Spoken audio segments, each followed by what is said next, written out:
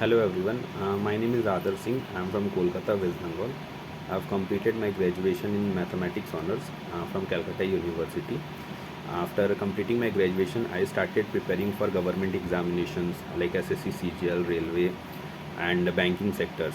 But I did not select at those exams, so I switched back my career to IT sector. I joined eVision because one of my friend told me about eVision.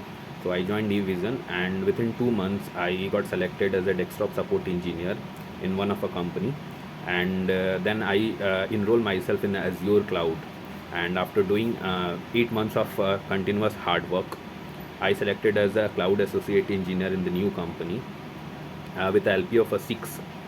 And this all happens because of eVision. With the faculty members that we have, they are the best, and without their support I could not achieve this. So really big thanks to all the faculty members of eVision, to recruiters and the teachers. Thanks a lot.